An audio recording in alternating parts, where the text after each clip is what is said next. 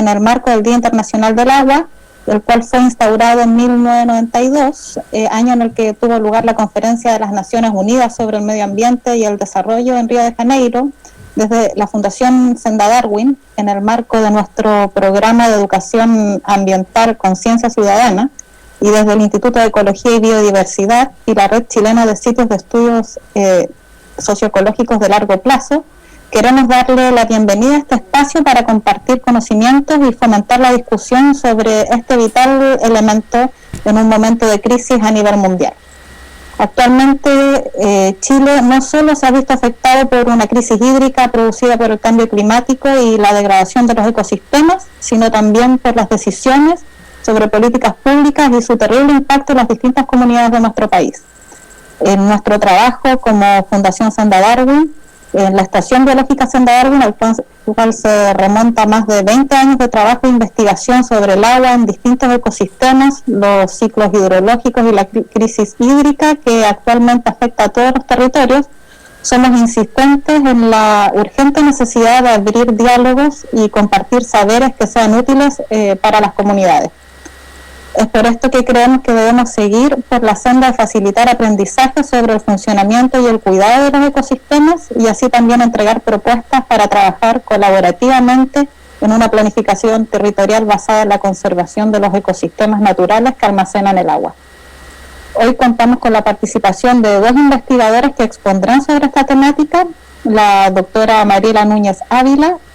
Ella es bióloga de la Pontificia Universidad Católica de Chile, magíster en Ciencias con mención en Ecología y Biología Evolutiva de la Universidad de Chile, doctor en Ciencias Forestales de la Universidad Austral de Chile. Realizó su postdoctorado en la Red de Sitios de Estudios Socioecológicos de Largo Plazo del Instituto de Ecología y Biodiversidad, institución de la cual aún forma parte como investigadora en el ámbito de los ecosistemas terrestres del archipiélago de Chiloé. Es miembro del directorio de la Fundación Senda Darwin desde el año 2008 y actualmente es la directora de la Estación Biológica Senda Darwin, localizada en la comuna de Ancud, Chiloé. Hola Mariela, ¿cómo estás? Hola Scarlett, muchas gracias por la iniciativa. También estamos con Cristian Frene, es ingeniero forestal de la Universidad de Chile, doctor en Ciencias Biológicas con mención en Ecología de la Pontificia Universidad Católica, magíster en Ciencias con mención en Recursos Hídricos de la Universidad Austral de Chile y magíster en Ciencias Biológicas de la Pontificia Universidad Católica. Cuenta con una amplia experiencia profesional en el manejo integrado de cuencas abastecedoras de agua para uso humano en el sur de Chile. Trabaja en el Instituto de Ecología y Biodiversidad, donde es coordinador científico de la Red Chilena de Sitios de Estudios Socioecológicos de Largo Plazo, cuyo objetivo es articular y coordinar sitios de investigación a largo plazo en todo Chile para aportar al entendimiento de las principales forzantes del cambio climático y proponer soluciones basadas en el conocimiento. Hola Cristian, ¿estás ahí también, cierto? Sí. Hola, sí, muy buenas tardes a ambas y a la gente que está viéndonos online y a quienes nos verán después. Sí. Vamos a comenzar con la exposición de Mariela Núñez y luego con Cristian para luego pasar un momento donde vamos a poder responder las preguntas y dudas que tengan los espectadores. También para quienes están esperando el concurso que habíamos anunciado de este interesante libro, Ecología del Agua, al final de las exposiciones haremos dos preguntas sobre las exposiciones de Mariela y Cristian, y quienes respondan primero serán los ganadores de este interesante libro de Alicia Hoffman y Juan Ernesto. Ya no me alargo más y le doy la palabra a Mariela, que va a comenzar con su exposición. Buenas tardes a todos quienes están presenciando esta charla científica. Bueno, primero que todo quisiera contarles que hoy falleció un colega, científico, amigo, don Claudio Donoso Segers, quien formó a muchos científicos, personas que investigan los bosques, pero no solo que los investigan, sino que también hacen propuestas concretas para su conservación. Así que estamos de luto y Él fue una persona muy cercana durante el doctorado que hice en la Universidad Austral en Ciencias Forestales. Entonces, bueno, compartimos con él, con su familia, con sus hijos, muchas aventuras políticas, pero también muy cercanas las familias, así que estamos muy tristes y, bueno, se va un gran hombre, así que le dedicamos esta presentación a don Claudio. Voy a presentar por acá.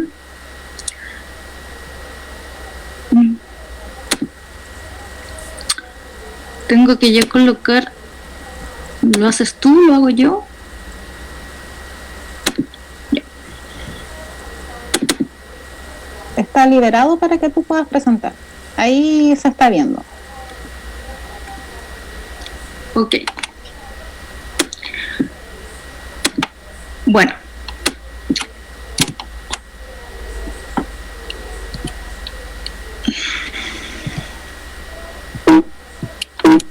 No quiero avanzar. Parece que con el mouse. Ya.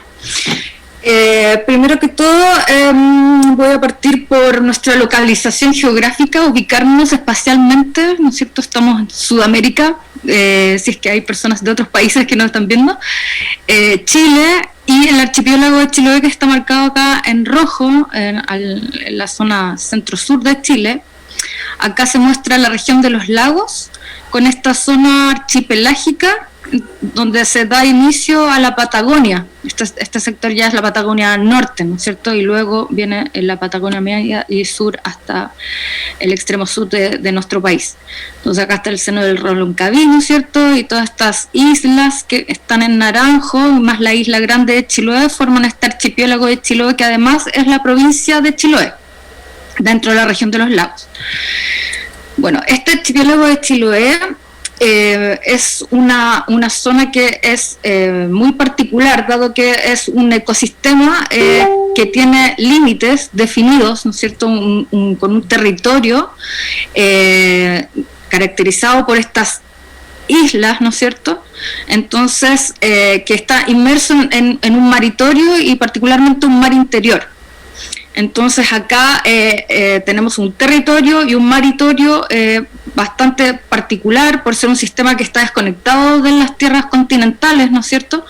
Y como se ve aquí, la cordillera de los Andes, tenemos la acumulación de aguas-nieves, entonces esas aguas-nieves no llegan a esta zona que está desconectada del continente, y la isla de Chiloé, al no tener montañas de gran altitud, ¿no es cierto?, no hay acumulación de aguas nieves, entonces todo el agua que cae por precipitación de lluvia, ¿no es cierto?, cae directamente al territorio y, bueno, llega al mar por los distintos cursos de ríos, y los ecosistemas que están dentro del territorio son los que, dependiendo de la cobertura del suelo, van a ser mejores almacenadores de agua, como les vamos a contar en las siguientes láminas. Tiene una geología y suelos especiales, que es lo que les vamos a contar también, y esta zona es la puerta de entrada a la Patagonia, y tiene características singulares en cuanto a su cultura. Ha sido reconocida por la FAO, ¿no es cierto?, como sitio ingenioso del patrimonio agrícola mundial, dado los cultivos tradicionales que se realizan acá, principalmente la papa y ajo, con una gran diversidad genética de papas. Y también somos Patrimonio de la Humanidad declarado por UNESCO por el patrimonio arquitectónico de las iglesias, donde la iglesia representa el símbolo de una comunidad que se basa en la minga, ¿no es cierto?, en el trabajo colaborativo, donde ese trabajo colaborativo tiene que ver con el trabajo de la tierra, pero también con el uso de los recursos naturales y la conservación de la naturaleza. Desde la naturaleza se extraen los recursos, se extrae el alimento, ¿no es cierto?, las maderas para hacer las iglesias, pero todo ese trabajo en las iglesias también consiste en un trabajo colaborativo para ir a buscar los recursos, para hacer el alimento, para estar trabajando varios días, ¿no es cierto?, en torno a esta obra que finalmente se traduce en una iglesia, pero tiene que ver con un aspecto más bien cultural, y el lograr hacer esta iglesia tiene que ver con el trabajo local que es esta minga, ¿no es cierto?, colaborativa. Luego, otro aspecto importante de Chiloé, de la provincia de Chiloé, es que somos uno de los destinos más visitados en Chile y por ende se declaró como zona de interés turístico, lo cual permite asignar recursos del Estado para fortalecer el turismo, las alianzas, los emprendimientos en torno a un turismo sustentable. Y eso implica conservar los recursos naturales y conservar el patrimonio cultural, el patrimonio natural, para ponerlo en valor en torno al desarrollo turístico. Y por otra parte, nosotros acá en la Estación Biológica San Darwin desarrollamos Ciencia de Frontera, que es un espacio, ¿no es cierto?, en donde investigadores de todas partes del mundo vienen a desarrollar su investigación. Y esta investigación no solo está conectada a nivel nacional, sino que también a través de la red de sitios de estudios socioecológicos de largo plazo, que son estaciones biológicas que están localizadas en todo Chile y en todo el mundo. Nos conectamos para poder ir evaluando cómo los ecosistemas van cambiando, ¿no es cierto?, y cómo responden al cambio climático y de qué manera nosotros también realizamos acciones para poder ir disminuyendo los impactos del cambio climático y aumentando la resiliencia de los ecosistemas. Ahora, hoy vamos a hablar sobre la crisis hídrica y sus vínculos con distintos problemas ambientales. Los que detallo a continuación son algunos que están todos vinculados con el agua, y espero que al final de esta presentación podamos como ver esta integración de todos estos aspectos. En primer lugar, la pérdida y degradación de los bosques nativos, ¿no es cierto?, debido a la tala ilegal, principalmente para venta de leña, porque acá en Chiloé el principal producto que se extrae del bosque nativo es la leña. Entonces, la leña se comercializa, ¿no es cierto?, muchas veces húmeda, se extrae sin planes de manejo. Hay un comercio ilegal porque se extrae, ¿no es cierto?, y no hay una formalización de este proceso ni planes de manejo para esta producción. Y entonces esta extracción de leña ha ido degradando lentamente este recurso. Luego la leña seca también contamina el aire, entonces, la leña húmeda contamina el aire, entonces también ese es un problema ambiental que se genera en los centros urbanos donde hay esta venta de leña seca y mayor contaminación del aire. Bueno, la degradación de los bosques nativos y las turberas y los pomponales genera que algunas localidades no tengan agua potable, por lo cual hay que llevar en camiones aljibes el agua a muchas zonas rurales de la isla de Chiloé. Ahora hay otro problema que es el tema de los residuos sólidos domiciliarios, con vertederos ilegales en todas las comunas de la provincia de Chiloé, y no hay una planificación para abordar esta problemática de los residuos sólidos domiciliarios a nivel provincial. Y como les voy a mostrar más adelante, la instalación de estos vertederos también tiene impacto sobre la calidad del agua, un impacto potencial que todavía no está bien investigado, pero estamos trabajando en ello.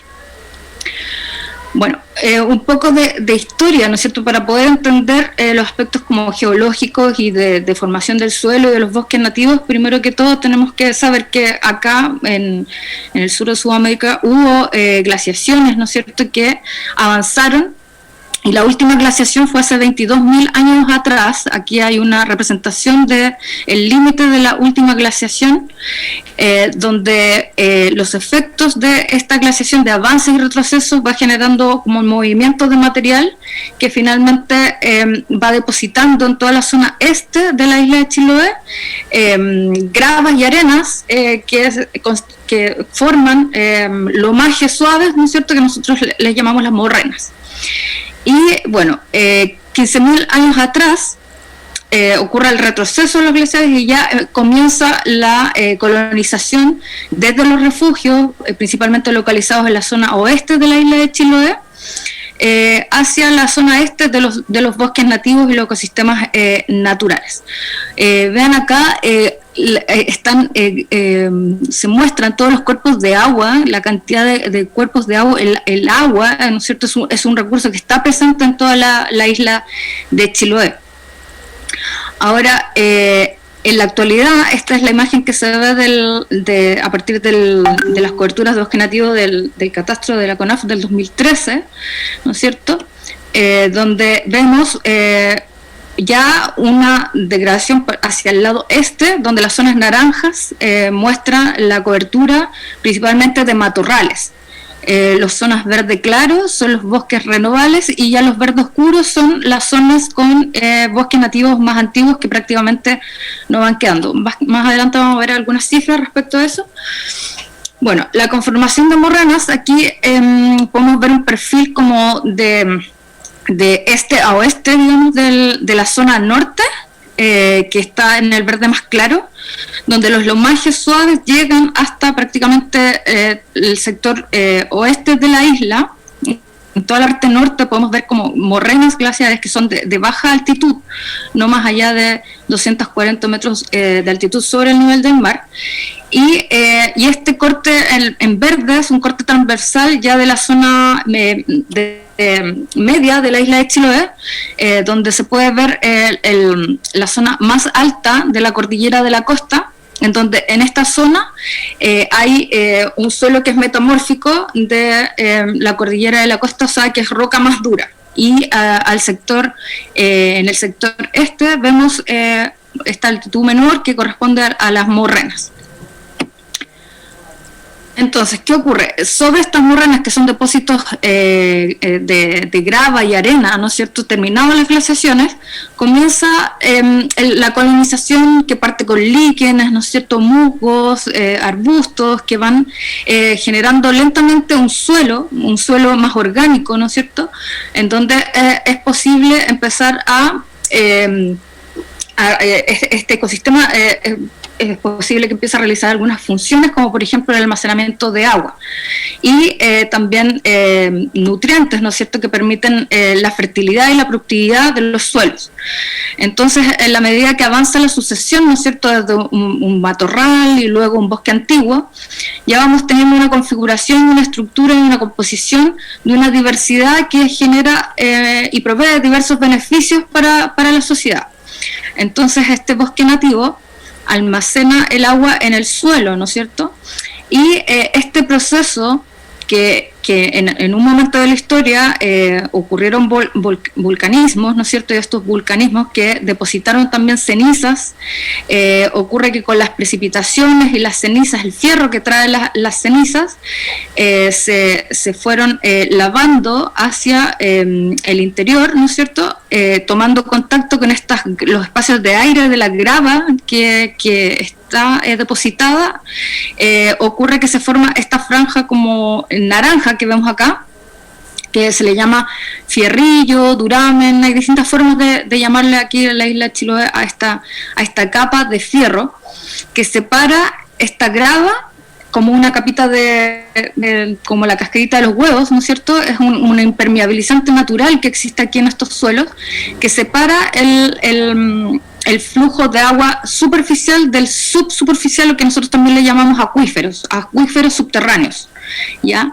Y estos acuíferos subterráneos, como son depositaciones de decenas de metros, hasta 100 metros puede llegar a tener de profundidad estos depósitos, ocurre que el agua aquí es permeable y se llaman acuíferos libres. El agua anda libremente por todo este sector a través de todo el territorio.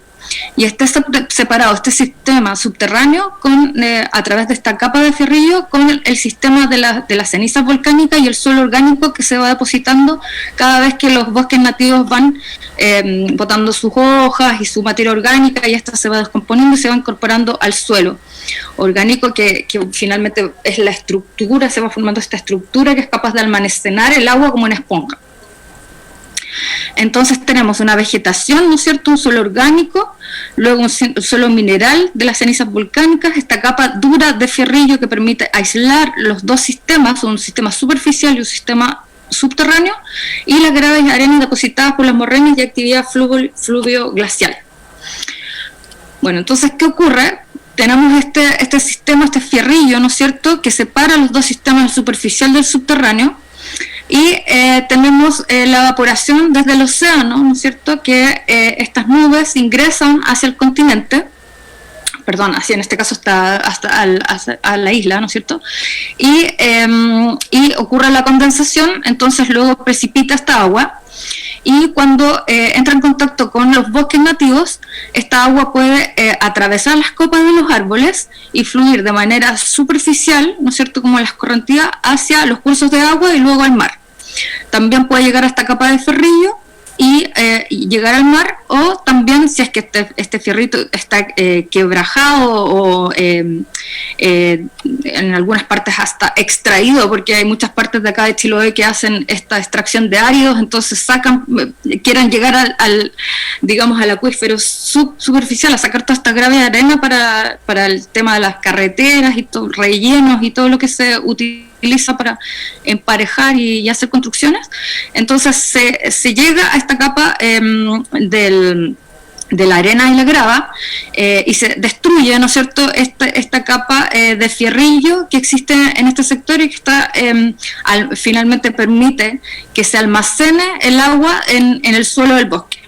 Entonces, si la capa de fierrillo está rota, el agua también fluye hacia el sistema de arenas y gravas.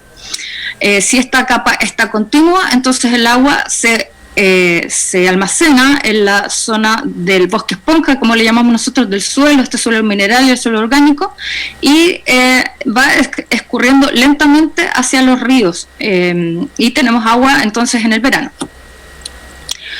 Ahora que si lo vemos a una mayor escala, ¿no es cierto?, a una escala de una cuenca hidrográfica, que es un territorio delimitado por las altas cumbres, en donde todas las gotas de agua caen hacia un mismo curso, fuente única de agua que sale por un punto. Entonces, en esta cuenca hidrográfica, si nosotros tenemos una cobertura de bosque nativo que almacena el agua, es un ecosistema que puede retener esta agua que cae durante el invierno, ¿no es cierto?, con una gran cantidad de agua que cae cada vez más acumulada en el invierno, como lo vamos a ver posteriormente en una presentación que va a realizar Cristian. Entonces, estos ecosistemas almacenan el agua, sobre todo en la parte alta de las cuencas. Cuando nosotros hablamos de las cabeceras de las cuencas, estamos hablando de todos los sectores más altos, en donde si hay una cobertura de bosque nativo, esto funciona como una esponja que almacena el agua y la va entregando después lentamente en el verano. Ahora, si no está esa cobertura de bosque nativo, que es lo que ocurre en la isla de Chiloé, la corta del bosque nativo, la degradación, entonces el agua que cae va a dar directamente a los cauces, a los cursos de río, y finalmente ocurre que en el verano tenemos esa escasez hídrica que ya está cada vez más común en los veranos de la isla de Chiloé. Por otra parte, ocurre el fenómeno contrario en estas zonas más bajas, en donde la corta del bosque nativo genera inundaciones muchas veces. Sitios en donde la napa freática está más alta, o sea, se mantiene durante el año más inundado, y ocurre que al cortar el bosque nativo, los lugares se negan y crece el pompón, los famosos pomponales de la isla de Chiloé. Entonces, los bosques que han sido quemados o cortados y están en las zonas bajas, ahí crece el pompón, y eso también es un ecosistema que sirve para almacenar el agua. Sin embargo, también actualmente se extrae el pompón, y la extracción del pompón entonces va dejando finalmente el suelo pelado, y lo otro que ocurre es que luego de la extracción del pompón viene la extracción de los áridos, y ahí ya dejamos definitivamente un hoyo en el suelo, y eso se puede ver perfectamente desde una imagen satelital, como en el sector, sobre todo norte de la isla, hay distintas socavones gigantes en donde se está haciendo extracción de áridos y generan un impacto que básicamente sacan toda esta arena y grava, y muchas veces hasta se fueron algunas piscinas que se pueden ver, incluso cuerpos de agua, aparecen lagos desde arriba, y son este impacto que es del tema de la extracción de los áridos. Entonces, bueno, acá les muestro la imagen del catastro de CONAF del año 2013, donde se muestra la superficie, ¿no es cierto?, de, bueno, bosque nativo adulto, que tenemos como un 28% en esa fecha, renoval un 40%, el verde claro, y las praderas y matorral, que es en toda esta zona este, en donde se ha generado el mayor cambio de uso de suelo, con cortes de bosque nativo y transformación del paisaje hacia estos matorrales, donde justamente también está esta zona de morrenas, ¿no es cierto?, en donde unido, ¿no es cierto?, la existencia de las morrenas y con la corta de bosque nativo, entonces acto seguido en los veranos estamos teniendo cada vez más eventos de sequía y por lo tanto también de zonas en donde hay que llevar el agua en camiones de aljibe porque la gente queda sin agua. Aquí hay unos puntos del año 2012-2013, en donde se puede ver en todo este sector en donde existen estas morrenas glaciares, ¿no? Donde los puntos rojos indican todas las localidades en donde se necesita abastecer con agua en camiones aljibes durante uno de los años más secos, uno de los periodos más secos, con 8 de los 10 municipios y 43 localidades de Ancud con escasez hídrica. Ahora, ¿qué ocurre con el tema de los vertederos municipales e industriales de la provincia de Chiloé? Acá podemos ver en rojo los vertederos municipales, ya el Huichac que se cerró hace poco, en abril de 2019, el potencial San Antonio de Huelden, que finalmente gracias a todos los fundamentos científicos y la organización de la comunidad local, logramos que no se construyera aquí este relleno municipal y se fue a instalar en esta zona, en Puntra, actualmente está funcionando ahí, sin la resolución de calificación ambiental que debiera tener, y en estos otros sectores que vemos los puntos en rojo, ¿no es cierto?, como triángulo están los vertederos industriales. Entonces, bueno, acá lo que se ve en el mapa es la vulnerabilidad de los acuíferos, de estos acuíferos subterráneos que les explicaba antes, que tan vulnerables son a una potencial contaminación. Entonces vemos la zona celeste son de alta vulnerabilidad y media, que ambos tienen una alta probabilidad de contaminación porque son acuíferos confinados, o sea, son acuíferos libres o semiconfinados. Esto quiere decir que las aguas andan por todo el territorio, se movilizan entre todo el territorio a nivel subterráneo. Entonces, si contaminamos en este sector, el agua contaminada podría escurrir, y además con la rotura del duramen que ya les expliqué antes, podría escurrir a todo este sector. Y acá les muestro una tabla que está en construcción igual, pero lo importante es que están acá todos los vertederos municipales e industriales, donde las resoluciones de calificación ambiental que tienen son básicamente como planes de cierre, o sea, no tienen una resolución de calificación ambiental para funcionar, sino que tienen resolución para cierres que están estipulados por esta resolución, ¿no es cierto? Hay varios que tenían su fecha de cierre del año 2012, y estos vertederos domiciliarios y de industriales, ¿no es cierto?, están en vulnerabilidad de los acuíferos alta. En la mayoría de los casos está en alta, y bueno, en San Antonio de Huelden está media, baja, y ya eso era un peligro inminente de contaminación, pero todos los demás de la isla están en zonas de vulnerabilidad alta. ¿Ya? Y acá en Keilen y en Quinchao no hay mapa geológico para evaluar la vulnerabilidad del acuífero, por eso, por lo mismo dice sin información, pero lo más probable, si están más al este de la isla de Chiloé, es que sean también depósitos de morrenas y por lo tanto tengan una vulnerabilidad también alta. Bueno, y sabemos que todos los rellenos, o sea, los vertederos municipales, basurales básicamente, porque no son rellenos sanitarios, están a punto de cerrar, están todos en Contraloría ya ha hecho este aviso, ¿no es cierto?, que tienen que cerrarse, están todos con sumario también, entonces tenemos solamente un relleno que está en Puntra, el cual está autorizado no por el Sistema de Evaluación de Impacto Ambiental, sino que está autorizado por la autoridad sanitaria, que lo autoriza solo porque tenemos una alerta sanitaria en la provincia de Chiloé, dado esta situación de los vertederos en toda la provincia. Como no tenemos una zona de depositación de la basura domiciliaria, menos la industrial, porque esos sí que están clausurados, entonces se habilitó este sitio en Puntra, sin la resolución de calificación ambiental, para recibir la basura de la comuna de Ancud. Sin embargo, esa situación, según lo que indica el jefe de la división del gobierno regional, el jefe de la división de planificación del gobierno regional, ese vertedero en Puntra es el que estaría en las mejores condiciones dentro de la provincia de Chiloé. O sea, eso quiere decir que los otros están en peores condiciones que ese relleno, y prontamente se van a empezar a cerrar los otros vertederos, y no hay un lugar definitivo de disposición de los residuos sólidos domiciliarios que tenga una resolución ambiental, y por lo tanto tengamos la seguridad de que por lo menos van a haber medidas para evitar una potencial contaminación. Así que bueno, les dejo ahora con mi colega Cristian, que va a contarles sobre algunas propuestas para poder ir abordando, ¿no es cierto?, todas estas problemáticas de una manera más integrada, con una mirada local, ¿no es cierto?, para poder ir avanzando desde las escalas locales a mayores escalas espaciales. Así que eso sería mi presentación por ahora. Muchas gracias, Mariela, por esta interesante exposición. Ahora vamos a continuar con Cristian.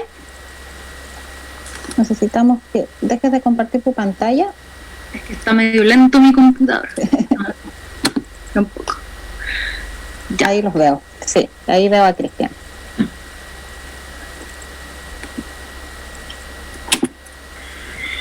Buenas tardes. Primero, al igual que Mariela, quiero partir rindiendo un sentido homenaje a don Claudio Donoso Segers, quien hoy día dejó de existir en esta tierra, ¿cierto?, que fue probablemente algún universo verde, un incansable luchador para la conservación de los bosques nativos, un estudioso y además una persona increíble desde el punto de vista humano, con un carácter muy fuerte, con una convicción política increíblemente sólida, y que, bueno, nos formó a muchos. Él es uno de mis principales héroes ecológicos, así que va para usted, don Claudio, donde sea que esté esta presentación.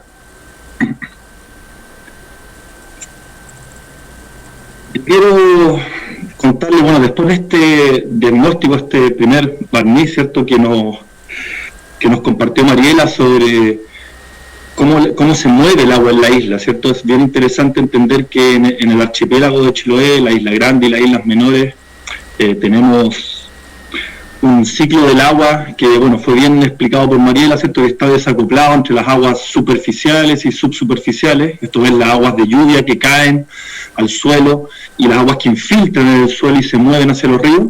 Ese sistema está desacoplado de las aguas subterráneas, como bien explicaba Mariela, por esta capa de fierrillo, lo que entonces hace al archipiélago de Chiloé muy vulnerable al cambio de uso de suelo, pero también a los problemas que tenemos actualmente relacionados con el cambio climático. Entonces yo quiero abordar brevemente esas dos principales causas que a nuestro juicio están hoy día generando los problemas de escasez hídrica en el verano. Y después quiero contarles de una iniciativa que hemos llevado a cabo con un equipo multidisciplinario de profesionales del IED, que básicamente busca abordar esta problemática, ¿cierto?, desde lo local, con las comunidades que habitan en el sector rural de Chiloé. Específicamente voy a hablarles de la experiencia en el sector de Catrumán. Entonces, bueno, en primer lugar, una pregunta, ¿cierto?, que muchos se hacen, siempre me tocan las conversaciones que me preguntan, bueno, ¿el cambio climático influye o no en la escasez de agua en Chiloé? Y para poder responder esa pregunta, nosotros hemos hecho un análisis de las precipitaciones. Este es un análisis del sector norte de la Isla Grande, pero también un colega recientemente, Benjamín Castro, está haciendo un análisis completo para todo el archipiélago de Chiloé, que prontamente va a publicar, que nos dan cuenta de que, si ustedes ven en esta gráfica, en el eje X están los años, ¿cierto? Tenemos aquí, les estoy mostrando 20 años de datos entre el 2000 y el 2019, falta agregar los datos del 2020 en realidad, y en el eje Y, ¿cierto? Nos muestran las precipitaciones mensuales. Entonces, lo primero que observamos al ver este registro, ¿cierto?, es esta culebra que sube y baja, ¿cierto?, esta línea azul que sube y baja. Lo que nos indica básicamente es que cuando sube estamos en presencia de meses muy lluviosos, y cuando baja son meses en los que llueve muy poquito, ¿cierto? Entonces vemos que claramente se marca el invierno y el verano. Invierno, líneas arriba, verano, líneas abajo. Y así, ¿cierto? Tenemos entonces un ciclo anual en las precipitaciones, donde el ciclo del agua se intensifica en su forma líquida, es decir, en las lluvias, ¿cierto?, durante el invierno, y luego baja ostensiblemente durante el verano. ¿Ya? Sin embargo, y en total, en el año, aproximadamente llueven 2.000 milímetros de agua anualmente. Esto significa que en cada metro cuadrado del archipiélago de Chiloé caen 2 metros de agua, ¿ya? O sea, estamos hablando de cantidades enormes de agua que anualmente llegan, ¿cierto?, al archipiélago de Chiloé. Ahora, si observamos esta línea negra, ustedes pueden ver que es una línea bastante plana, ¿cierto?, sin una tendencia clara. ¿Qué significa esto? Que en los últimos 20 años está lloviendo básicamente la misma cantidad de agua, ¿ya? O sea, estos 2.000 milímetros que caen anualmente han caído en el año 2000, pero también en el año 2020. Entonces uno a primera vista podría decir, bueno, entonces el cambio climático aún no ha llegado a la isla. Pero la verdad es que no, el cambio climático sí llegó al archipiélago de Chiloé, y en realidad llegó a todo Chile. Pero aquí en el sur de Chile se está expresando el cambio climático de la siguiente forma. Ahora, el mismo ejercicio, ¿cierto? Los mismos 20 años de lluvia, aquí en el eje X ustedes pueden ver desde el año 2000 hasta el 2018 o 2019, y en el eje Y tenemos la cantidad de lluvia, pero en este caso estamos mirando solamente las lluvias de verano, es decir, lo que llueve en enero, febrero y marzo. Y ven ustedes de nuevo como tenemos veranos bastante húmedos, ¿cierto?, donde llueven del orden de 500 milímetros en un verano, y tenemos años muy secos como el 2004 o el 2009, o uno de los años más secos que hemos visto en los últimos 50 años de datos, que fue el verano entre el 2015 y el 2016, donde tuvimos un poquito menos de 150 milímetros para todo el verano, ¿ya? Y de nuevo, si vemos la línea de tendencia, esta línea negra, aquí sí se nota con toda claridad que las lluvias están disminuyendo. Es decir, la lluvia total en el año es más o menos la misma, 2.000 milímetros anuales. Sin embargo, lo que está descendiendo son las lluvias de verano. Cada vez llueve menos en verano.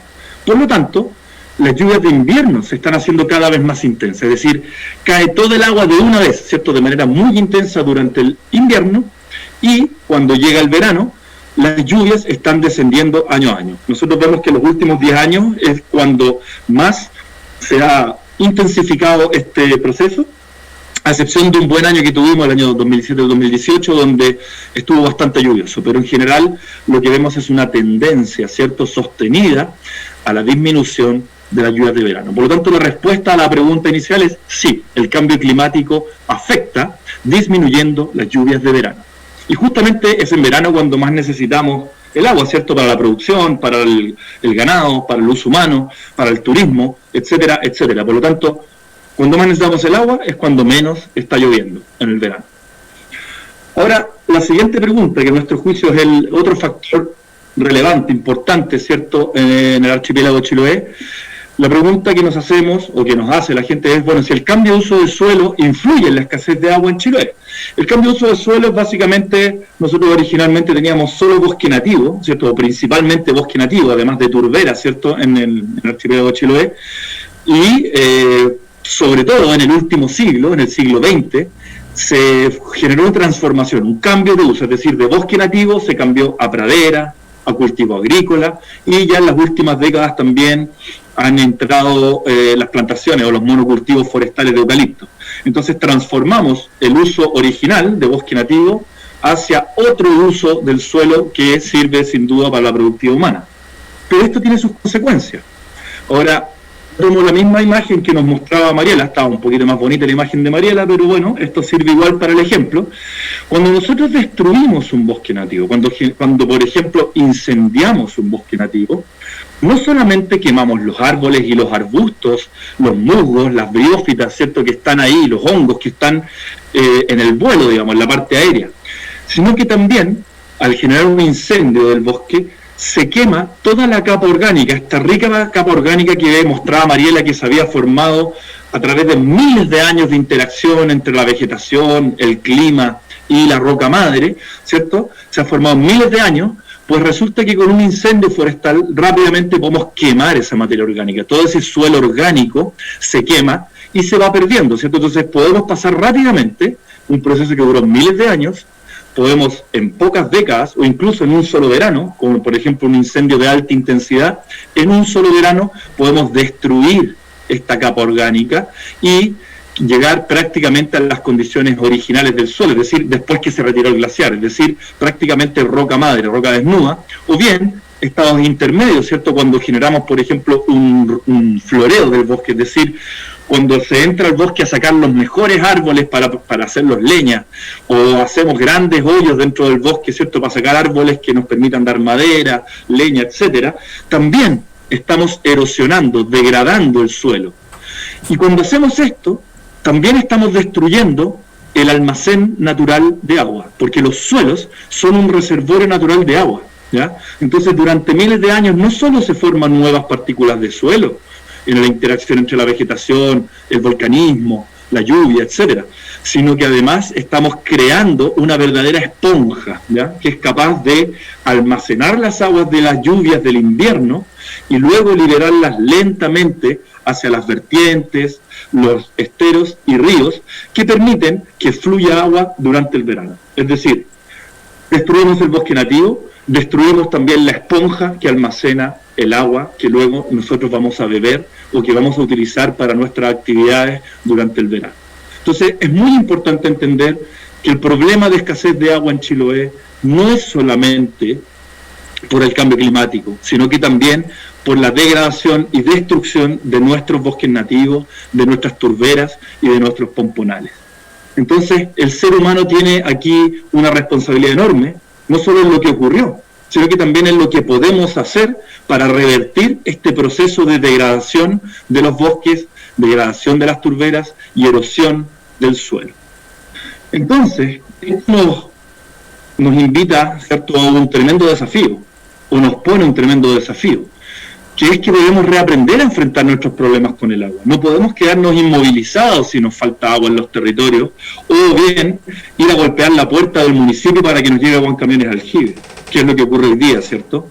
No podemos quedarnos en esa situación, porque imagínense ustedes, para quienes viven en la ciudad, lo que significa que depender de un camión para tener agua en tu casa, y que cuando llegue ese camión, te lleguen solamente 10, 15, 20 litros de agua por persona al día, y que por lo tanto uno tenga que elegir, bueno, tomo agua o preparo mis alimentos, me ducho o tiro la cadena o preparo mis alimentos, ¿cierto? O sea, estamos hablando de una escasez de agua que puede afectar de manera importante la dignidad de los seres humanos, pero también los ecosistemas, ¿cierto?, que existen en el archipiélago. Por lo tanto, este es el tremendo desafío que tenemos, es cómo reaprendemos a enfrentar nuestros problemas.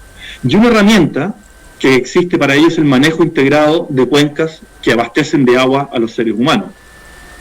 Esta imagen un poco habla de eso, ¿cierto? Hoy día estamos en esta lógica de acaparamiento, donde cada persona o cada individuo o cada empresa, ¿cierto?, de acuerdo a sus necesidades, trata de quedarse con un poco de agua en los territorios. Lo que planteamos nosotros es un cambio de paradigma, donde toda la gente que habita los territorios o que usa el territorio, ¿cierto?, se pongan de acuerdo para ver cómo hacemos el mejor uso del agua, una gestión eficiente del agua. Y para eso existe esta herramienta de la planificación territorial, que es el manejo integrado de cuencas. ¿En qué consiste el manejo integrado de cuencas? Bueno, básicamente, y muy en simple, es una reflexión ordenada sobre un futuro deseado para un territorio. Entonces debemos preguntarnos qué queremos para el territorio hoy día, y luego cómo nos vemos o qué quisiéramos lograr en el largo plazo para poder seguir habitando ese territorio, ¿cierto? Entonces, el manejo de cuencas básicamente lo que hace es intentar resolver una situación o problema, o bien mejorar la condición actual, si es que aún no estamos en un problema. Hoy día, lamentablemente, en Chiloé estamos en un problema de escasez hídrica estival.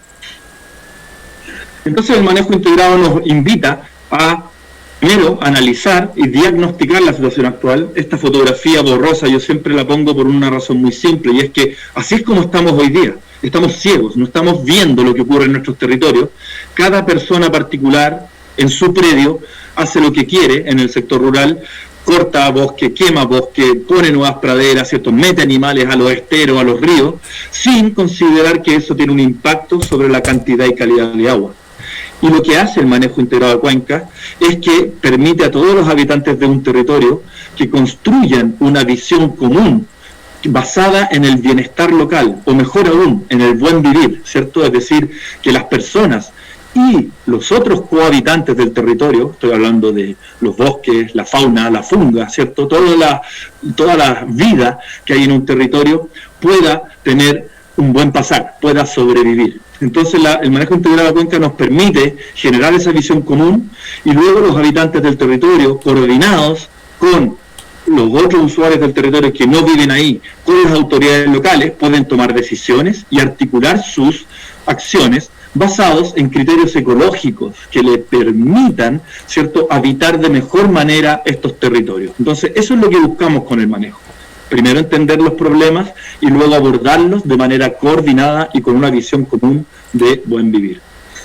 Entonces, a modo de ejemplo, ¿cierto? Porque esto que yo les cuento no es solo verso, no es solo un invento que se me ocurrió a mí, es una herramienta que existe hace décadas y que se puede utilizar.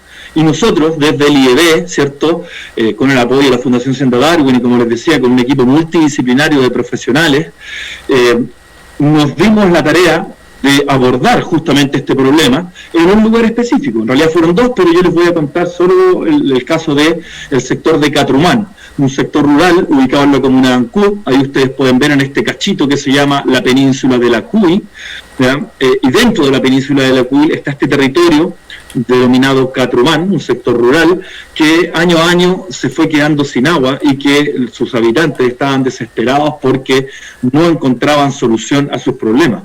Entonces, con este equipo de trabajo hicimos un diagnóstico socioecológico del territorio, es decir, vimos las variables sociales y ambientales o ecológicas que estaban afectando el tema de la provisión de agua. Utilizamos una serie de métodos, ¿cierto?, del área de la ecología, pero también de las ciencias sociales, ¿ya?, que están, listados aquí. Ocupamos el modelo de investigación-acción participante, establecimos un monitoreo hidrológico para saber cuánta agua hay, dónde está, y aplicamos esta herramienta de gestión integrada de cuencas, ¿ya? También, obviamente, una de las medidas concretas fue poder depurar aguas para poder reutilizarlas, pero eso ya se los voy a contar en breves. Entonces, con todas estas metodologías combinadas, ¿cierto?, pudimos abordar este problema complejo que es quedarse sin agua en un lugar donde llueven 2.000 milímetros al año.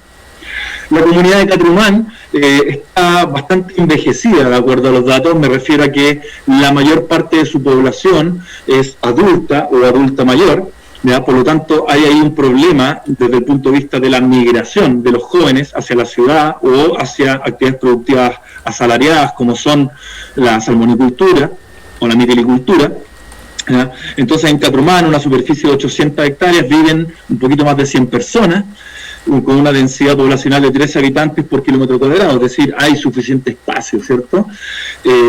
Las familias son principalmente ganaderas, agricultores, también hacen recolección de orilla, muy tradicional, ¿cierto?, muy típico de Chiloé, con los campesinos, pueblos originarios tienen, yo siempre digo, un pie en la tierra y un pie en el agua, ¿cierto? Son ganaderos, agricultores, pero también son pescadores, recolectores de orilla, buceadores, buzos en algunos casos. También observamos pensionados y algunas familias que producen queso. La gente identifica claramente entre el año 2012 y 2014 cuando empiezan a ocurrir estos problemas de escasez de agua, lo que coincide justamente con los datos que les mostré previamente de la lluvia. Entonces, ahí está el conocimiento, el saber local, cómo se complementa con el conocimiento científico. y en general las familias requieren 4 a 5 meses que les lleven agua en camiones aljibe, debido, esto es la situación diagnóstico antes de empezar a trabajar, ¿cierto? La mayoría de las personas tenían fuentes propias de abastecimiento de agua, perdón, no la mayoría, estoy hablando solamente del 25%, y la mayoría sí depende del camión aljibe, ¿ya? O sea, ahí teníamos un problema importante, donde los distintos sectores, nosotros identificamos al menos 3 grandes sectores en Catrumán, todos tenían problemas de abastecimiento de agua y la mayoría de ellos eran abastecidos por camión aljibe. Entonces, una situación bien compleja la que nos encontramos en el año 2014, 2015, cuando empezamos este trabajo. Respecto a la cobertura del suelo, ¿cierto? Efectivamente aquí comprobamos la modificación o el cambio de uso de suelo que les explicaba recién. Vean ustedes como el sector de Catrumán, de las 800 hectáreas, prácticamente la mitad corresponde a praderas y matorrales, en estos colores, ¿cierto?, más bien amarillos, ¿cierto?, praderas, lo amarillo, los blanquitos, matorrales. Y un poquito menos de la mitad de la superficie corresponde a bosques nativos, ya sean antiguos, como estas zonas verde oscuro, o renovales, ¿cierto?, bosques jóvenes o de segundo crecimiento, que también se llaman, que son estas zonas verdes más fosforescentes. Entonces, claramente ahí hubo un proceso de destrucción de bosque nativo para la implementación de prácticas agrícolas y ganaderas. Entonces, la configuración actual del paisaje nos habla de que tenemos, ¿cierto?, un cambio en el uso del suelo que se ha dado principalmente durante el siglo XX. Ahora, también pudimos identificar todas las microcuencas, ¿cierto? Como bien explicaba Mariela, una cuenca es una unidad territorial delimitada por las altas cumbres de los cerros, donde el agua confluye hacia un mismo punto, ¿ya? Y nosotros pudimos identificar 36 microcuencas, o sea, la mayoría de estas son pequeñas cuencas, más del 70% de las cuencas aquí son microcuencas, o sea, cuencas que tienen menos de 20 hectáreas, casi la mayoría, casi el 100% tienen menos, o el 90% tienen menos de 50 hectáreas, ¿ya? Entonces son pequeñas unidades territoriales con un corto recorrido desde donde cae el agua de lluvia hasta que llegan al mar. Aquí en gris ustedes pueden ver las 3 microcuencas que identificamos que nunca se secaban. Esta información no la obtuvimos nosotros así por ser científicos, investigadores, no. Esta información nos la dio la gente, la gente más antigua que llevaba habitando el territorio 60, 70, hasta 80 años y que han vivido, se han adaptado a las condiciones. Entonces, de nuevo, ese saber local fue entregado por la comunidad. Y ellos nos dijeron, estos pequeños vertientes, estos pequeños esteros nunca se secan. Entonces nosotros para cada una de estas cuencas hicimos un proyecto de manera de poder sacar agua de esos lugares y llevarlo a las casas de las distintas familias. Ahora, lamentablemente, solo pudimos obtener financiamiento para trabajar en esta microcuenca que les muestro en el medio. Lamentablemente, los otros 2 proyectos quedaron en pañales. ¿Y qué significa eso? Que quedó hecho el proyecto técnico, pero lamentablemente no pudimos financiarlo. Ni el Estado ni ningún fondo privado nos dio plata, por lo tanto, una parte importante de la comunidad de Catrumán aún no tiene solución. Y la comunidad con la que nosotros, o sea, la parte de la comunidad con la que nosotros trabajamos, más o menos son 15 familias, más todo el centro cívico, hoy día sí cuentan con agua en estos periodos de escasez.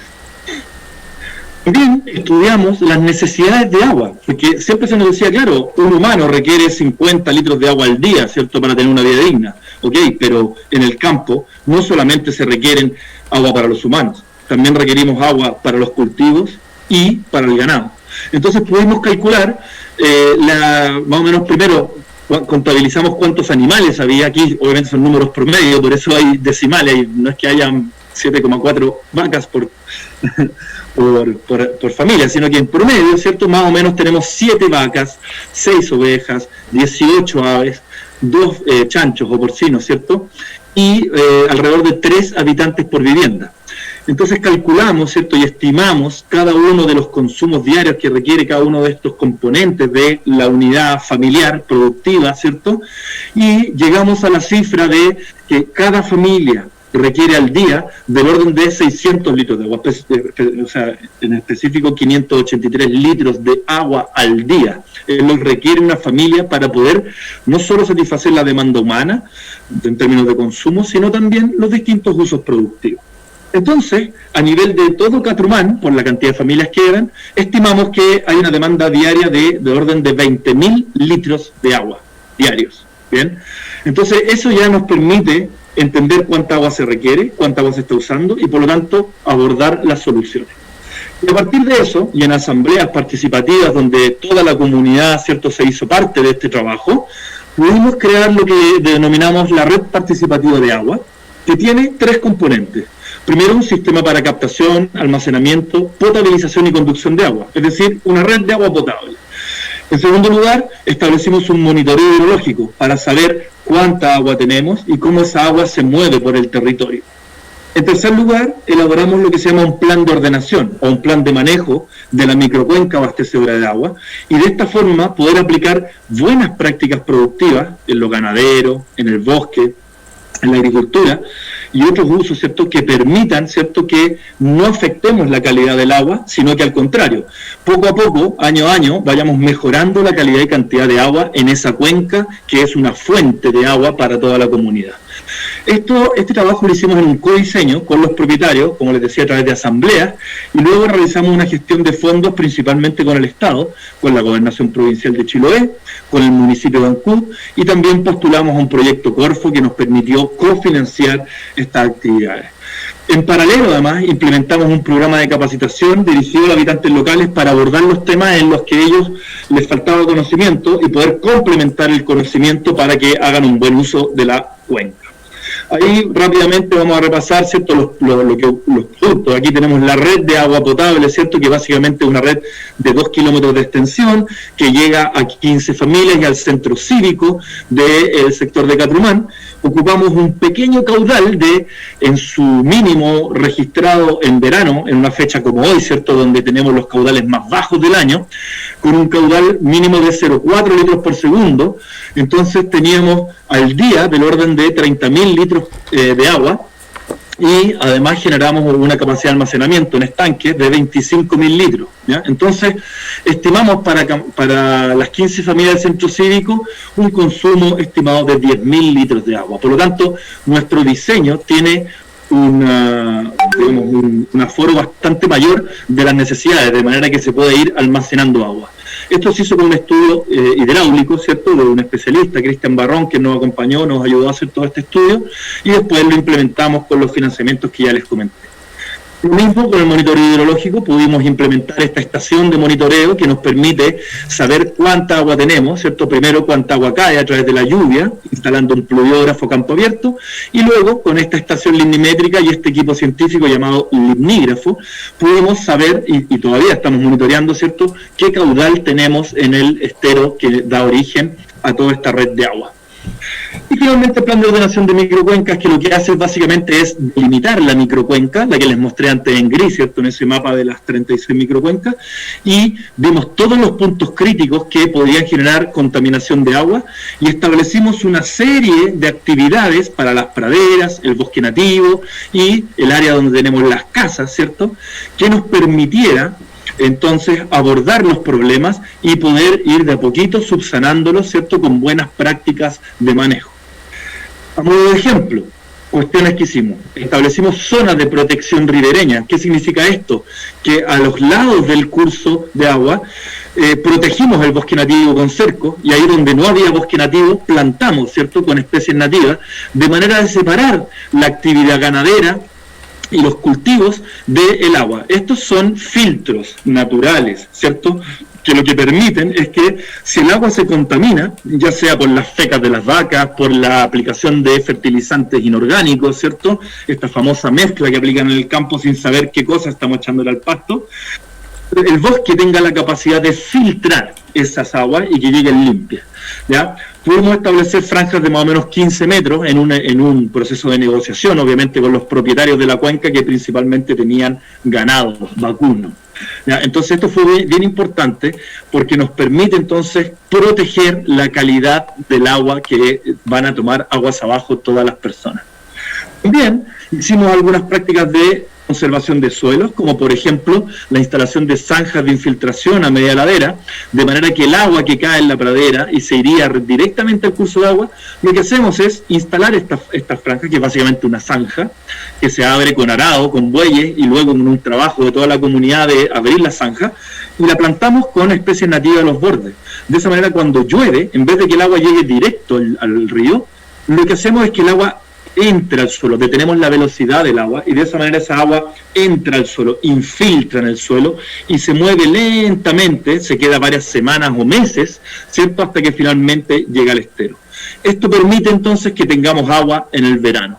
Con este tipo de prácticas, más la instalación de bebederos, de manera de evitar que las vacas entren al agua, sino que las vacas tomen agua en las praderas, con el apotreramiento de las praderas para que podamos dejar descansar y tengamos una mejor producción de pasto, entre otras medidas, poco a poco se ha ido mejorando entonces la calidad del agua y también mejorando las prácticas productivas.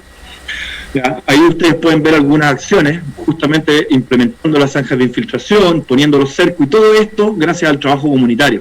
Cada vez que nos juntamos, hacíamos mingas, ¿cierto?, para recuperar también esa práctica de la que habló Mariela, que se había perdido, se está perdiendo ese patrimonio cultural. Entonces tratamos de generar un trabajo comunitario en mingas, resultó muy bien, 20, 25 familias llegaban a trabajar. Aquí podemos ver a uno de los colegas, Javier Sanzana, con los vertederos que instalamos justamente en los sectores de apotreramiento, y eso permitió sacar a las vacas de los cursos de agua. Y así es como se ven las zanjas de infiltración ya implementadas, ¿cierto? Una vez trabajado, pasado al arado, después con todo el trabajo que hicimos con la gente del lugar, ¿cierto?, armando las zanjas de infiltración que permiten, como les decía, detener la energía del agua e infiltrar el agua de lluvia en los suelos que están prácticamente desnudos, solo están cubiertos con vegetación herbácea. Y finalmente, donde como habían casas dentro de la microcuenca que abastece agua, teníamos que preocuparnos de las aguas negras y grises, ¿cierto?, las aguas que salen de la casa y en este caso también de una quesería. Entonces, con el apoyo de una empresa privada, Biobantu, ¿cierto?, que nos ayudó a diseñar e implementar un humedal artificial que lo que hace básicamente es que entra en esta piscina, podríamos decir, llena de áreas, ¿cierto?, de ripio, de arena, y que se le ponen plantas macrófitas o plantas higrófitas, que son las plantas que les gustan estos sistemas semi-inundados.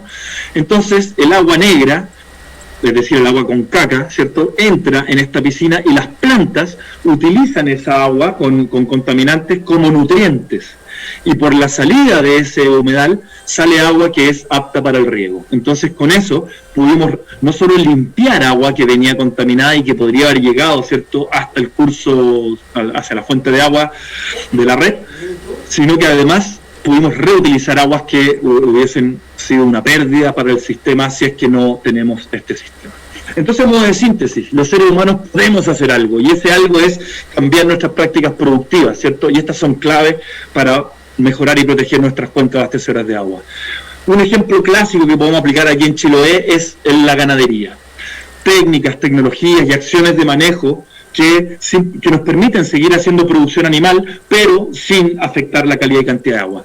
Una práctica productiva nociva que se practica hoy día muchísimo es dar de beber a los animales directamente en los cursos de agua. Aplicar fertilización sintética, ¿cierto? Esta mezcla que dicen siempre los viejos en el campo que tiran, que les trae INDAP y que no saben de qué composición tiene, y que además se aplica al voleo, generalmente en exceso, ¿cierto? Y por lo tanto buena parte de esa fertilización va a parar a los cursos de agua, contaminándolos. Y también el cercar perimetralmente las pampas, ¿cierto? Las praderas, sin hacer ningún tipo de manejo. Esas son prácticas nocivas, prácticas que no ayudan a la calidad. ¿Cómo podemos transformarla? Bueno, con buenas prácticas de manejo que aplican criterios agroecológicos, ¿ya? Como instalar bebederos, como ya le mostraba, fertilizar de manera orgánica, a la antigua, ¿cierto? Con guano, con cal, con roca fosfórica, con algas, que antes se practicaba mucho, y también con técnicas muy simples como poner plantas fijadoras de nitrógeno, plantas leguminosas, ¿cierto? Que los animales pueden comer, o sea, tienen un fin forrajero, pero además fijan nitrógeno en el suelo y ayudan a mejorar la fertilidad del suelo.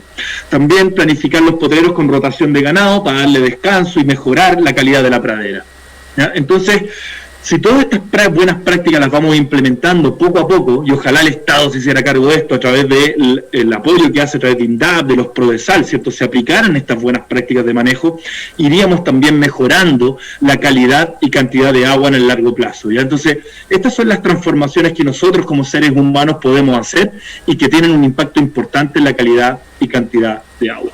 Entonces, y a modo de conclusión, para cerrar, este es un modelo, la red participativa de agua, un modelo replicable, flexible, de bajo costo de instalación y mantención, y se puede implementar comunitariamente.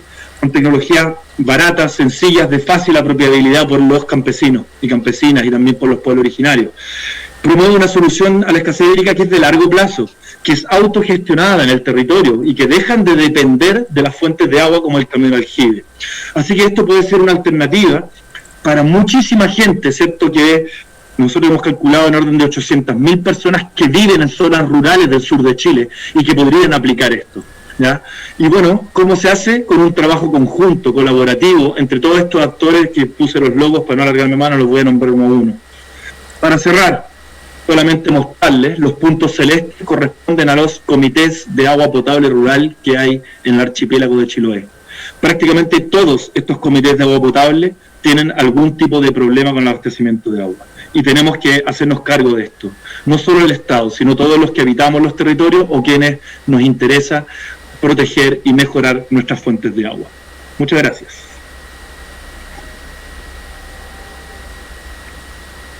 Gracias, Cristian, por la interesante exposición. En el comentario de los espectadores tenemos muchas felicitaciones y agradecimientos por las exposiciones de Mariela y Cristian.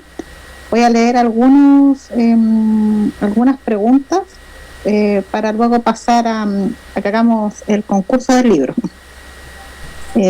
Rodolfo Walter Palanec dice: ¿cuál es su visión del plan regulador de las municipalidades, expandiendo las ciudades, destruyendo los bosques nativos, humedales y proliferando las parcelas cada vez más alejadas de las ciudades, destruyendo el bosque y humedales, perdiéndose la agricultura rural y los saberes ancestrales del uso sustentable de la tierra? Mariela o Cristian. Sí, bueno, yo creo que las herramientas de planificación territorial que se aplican actualmente en Chile, tanto a nivel regional como municipal, tienen una falencia de base, de entrada, que tiene que ver con que no se basan en la conservación de la naturaleza como un piso, ¿no es cierto?, como una entrada que luego sustente un desarrollo social y luego un desarrollo económico. Actualmente, ¿cómo se hacen las metodologías de planificación territorial? Se divide el territorio y se dice, bueno, acá van a ser, no sé, por ABC factores, la industria, las zonas urbanas, se amplía el radio urbano en función de demandas, de si por ejemplo es la entrada aquí mismo, en la entrada de Ancud, ¿no es cierto? Se amplió ahí el radio urbano porque ahí es un buen lugar, tiene buena plusvalía porque es el ingreso a la ciudad, entonces la industria, las empresas de distribuidoras de petróleo, todas quieren instalarse ahí porque tienen una plusvalía y la demanda hace que se amplíe ese lugar. No se usa un criterio ecológico ni se basa en una mirada de sustentabilidad para la planificación territorial. Y eso es justamente lo que nosotros estamos proponiendo como cambio en una nueva herramienta que se llama infraestructura ecológica, en donde nosotros lo primero que hacemos es identificar las zonas donde hay biodiversidad.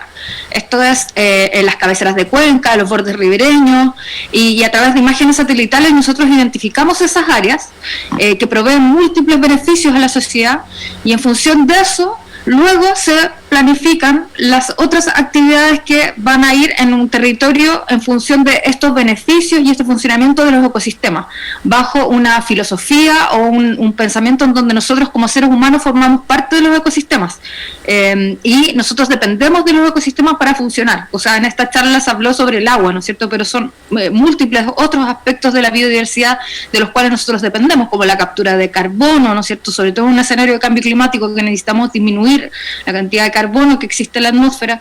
Los bosques van almacenando ese carbono. Después están las medicinas, aspectos culturales, la educación ambiental. Ahora mismo en otros países se desarrolla educación ambiental al aire libre, o sea, nuestras áreas con naturaleza son esenciales para poder hacer actividades de educación, de deporte, y así una serie de beneficios que nos trae la naturaleza, y que nosotros, si seguimos degradando nuestro medio ambiente, finalmente nos estamos perjudicando a nosotros mismos, porque la naturaleza es la que funciona como almacenar el agua o entregar medicinas, y la existencia de otros seres vivos también depende de la existencia de la naturaleza. Si los otros seres vivos, nosotros también dejamos de existir como seres humanos.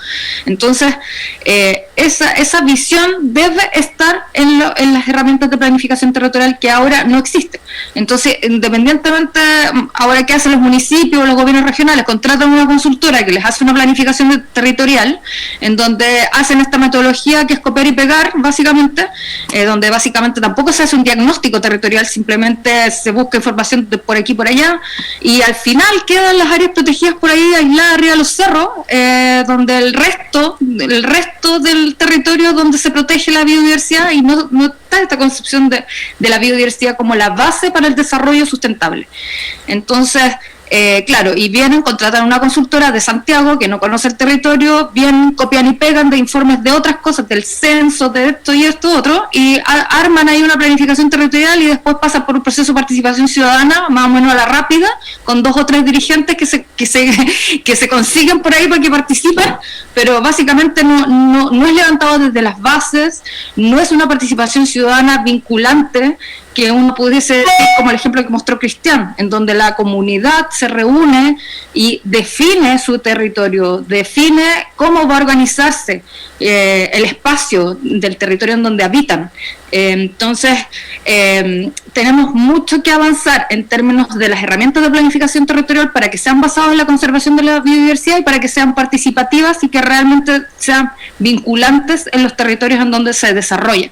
Entonces, ¿qué puedo decir de los PLADECO, de los planes de desarrollo comunal y de los planes territoriales que no son vinculantes, que lo hace una consultora desde Santiago, lo viene a hacer acá y es un documento que queda como cumplimiento de los municipios, de los gobiernos regionales en una biblioteca y que nunca nadie más le importó lo que dice el documento y lo que se está aplicando, si se aplica o no se aplica, porque en realidad no es un instrumento que a nadie le importe.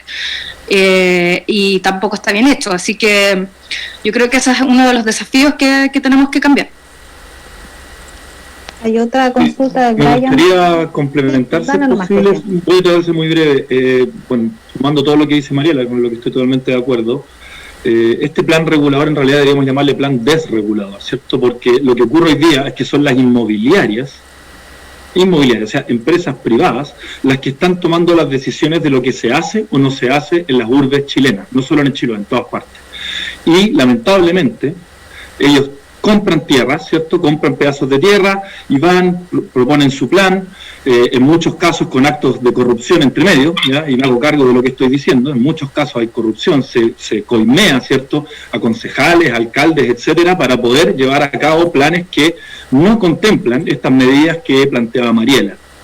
Por otro lado, en el campo, en el sector rural, estamos viendo de manera creciente, y a mí me preocupa muchísimo lo que está ocurriendo, que es la subdivisión de campos que antiguamente pertenecían a familias chilotas rurales, ¿cierto?, que debido a que ya no tienen, sus hijos han migrado, y ya nadie está trabajando la tierra, y la gente se envejece, entonces, y además, bueno, en Chile no existen las pensiones, ¿cierto?, tenemos pensiones de hambre, entonces la gente del campo se ve obligada a vender sus campos, de nuevo, a inmobiliarias, especuladores, ¿cierto?, que toman un campo de 10, 15, 20 hectáreas, lo subdividen en 40, 60, 80 parcelas de media hectárea y los venden de manera absolutamente irresponsable con el territorio donde se instalan.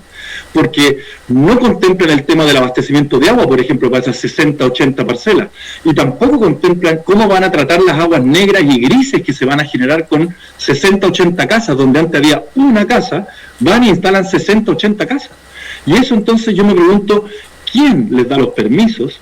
Y en segundo lugar, ¿cómo se hacen cargo de los impactos que esto genera? Entonces, ahí tenemos un tema absolutamente desregulado y entregado a la propiedad privada. Es algo que claramente tenemos que detener y cambiar. Aquí hay otra pregunta de Brian Bastián Sembler. Dice, ¿financiar esos procesos podría ser consagrado en una nueva constitución? ¿Financiar? ¿Qué dijo? Financiar esos procesos podría ser consagrado en una nueva constitución. Esto fue durante al finalizar la presentación de Cristian. Ya, sí, mira, yo creo que más que financiar, yo creo que el Estado debe garantizar una planificación territorial, independiente si la tierra es privada o del Estado, porque el Estado también contamina, también degrada el medio ambiente. Entonces, Independiente de que si la propiedad de la tierra es del Estado o si es de un privado, la planificación territorial tiene que estar consagrada como el garantizado por el Estado. El Estado debe organizar el territorio con una mirada de sustentabilidad, obviamente, no como se hacen los planes de desarrollo territoriales actualmente, sino que con una mirada de, primero, la conservación de la biodiversidad, luego el desarrollo social y económico. Con esa mirada apuntándose a un desarrollo sustentable, creo que la planificación es la herramienta para definir lo que se hace o no se hace en un territorio y que actualmente se hace de manera voluntaria, como lo contaba Cristian en la experiencia de Catrumán.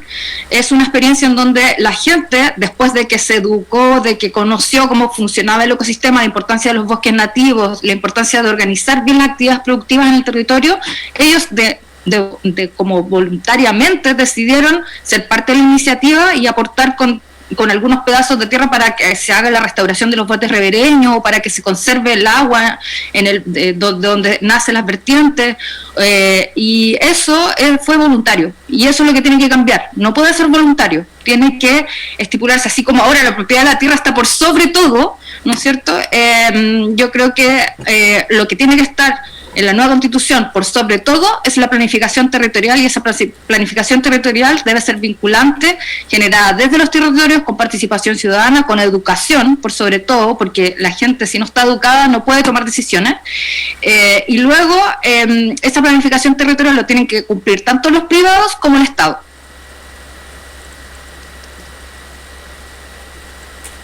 Tengo otra pregunta de Romina Escobar. Dice, ¿se ha visto todo este tema ligado a la reducción del riesgo de desastres socionaturales, o esto ha aportado a reducirlo, ya que toda la degradación lleva a las comunidades a convivir con territorios vulnerables?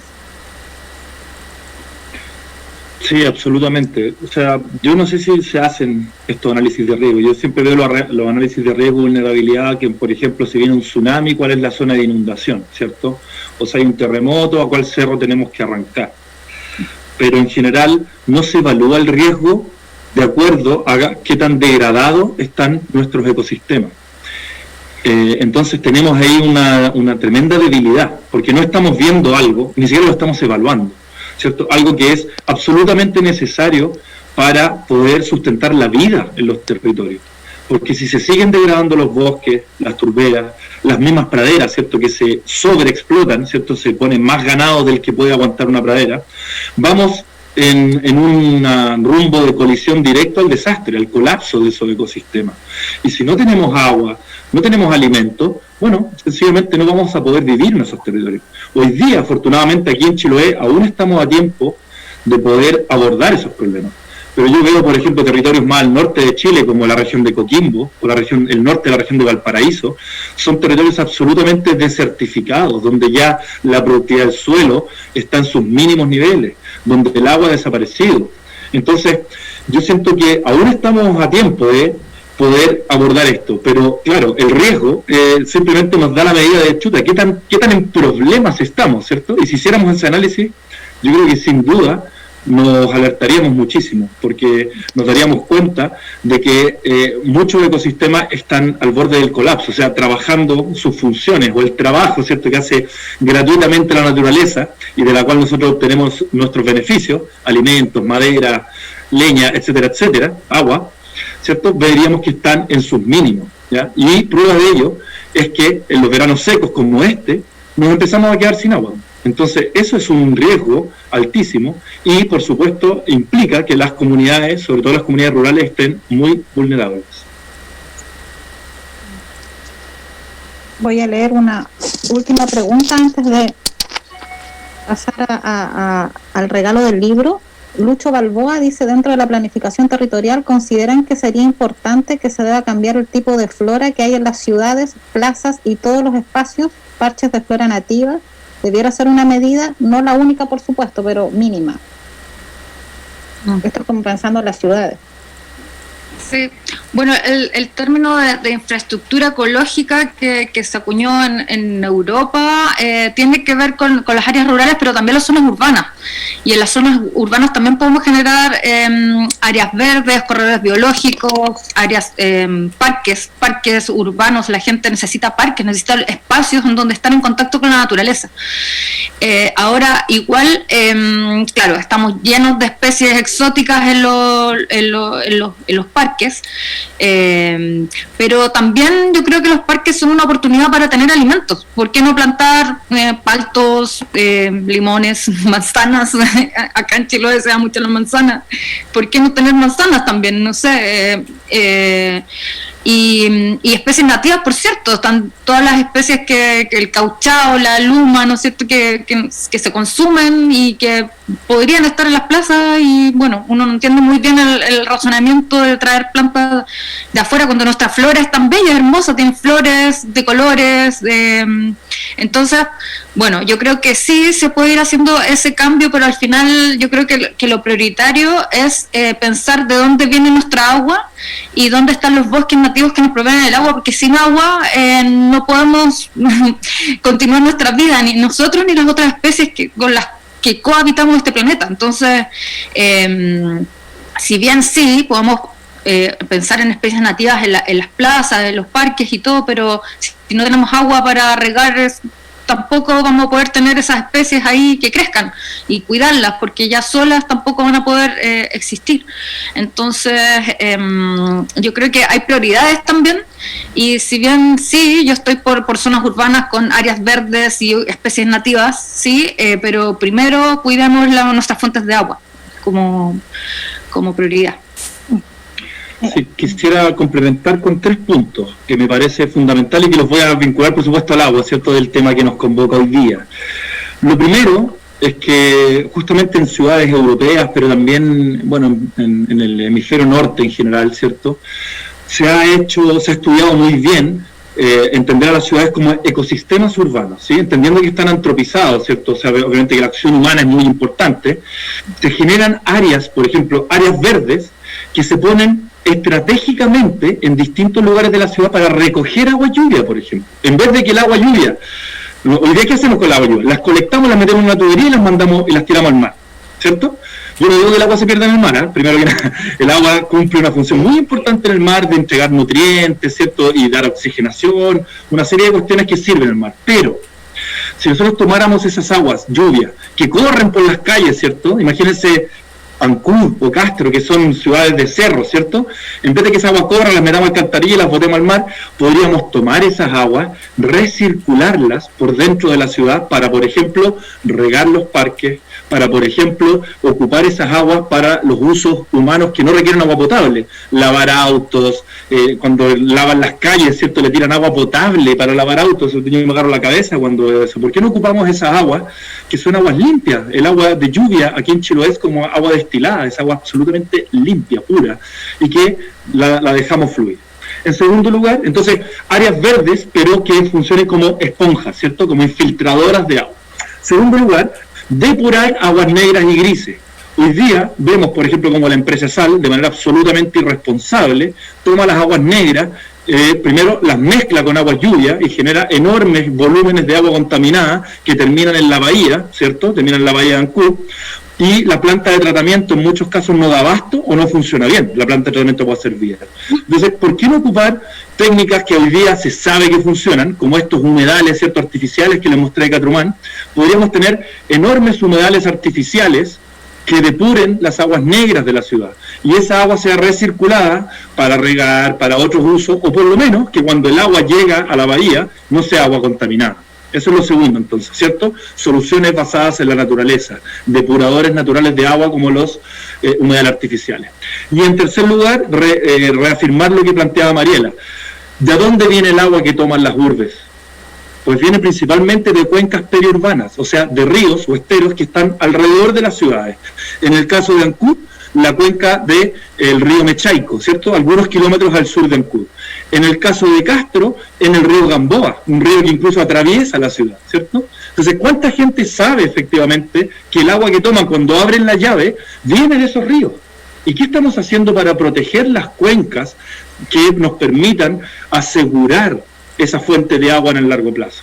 La verdad es que ni siquiera estamos haciendo poco, no estamos haciendo nada. y esas cuencas se siguen degradando año a año, y después nos quejamos porque nos sale agua de mala calidad o porque probablemente pronto, en los próximos veranos secos, vamos a tener racionamiento de agua. Entonces, creo que esas 3 medidas son absolutamente necesarias de implementar en las urbes.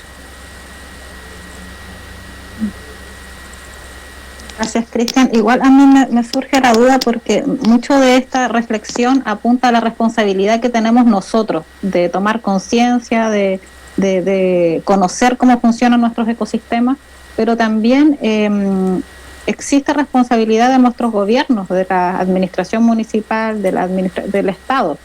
¿Qué estamos esperando? ¿Qué pasa como para que experiencias como lo que ocurrió en Catrumán, que son experiencias como medidas de bajo costo, que podrían mejorar la calidad de vida de un montón de familias en el sector rural, donde efectivamente están sin agua dependiendo de un camión? En la ciudad de repente vemos súper alejada esa realidad, en algún momento nos va a llegar. Entonces, ¿qué podemos exigir nosotros como ciudadanos para que se consideren ese tipo de medidas y no sea como la normalidad que te quedaste sin agua, dependes de un camión? O te quedaste sin agua, vamos a estudiar una medida que es muy cara, que de repente no es muy beneficiosa. Existe estos proyectos de plantas desalinizadoras, sabiendo, por ejemplo, que acá nosotros sí tenemos agua. ¿Qué nos queda hacer en ese aspecto, como exigir a nuestras autoridades que puedan, no sé, tomar medidas más visionarias de largo plazo, no medidas parche? ¿Quieres partir tú o parto yo? Ya. Sí. Bueno, yo creo que una de las consecuencias del golpe militar y la dictadura es que como sociedad nos atomizamos, cada uno quedamos con nuestras casas y ha costado mucho que la gente salga y formemos comunidad.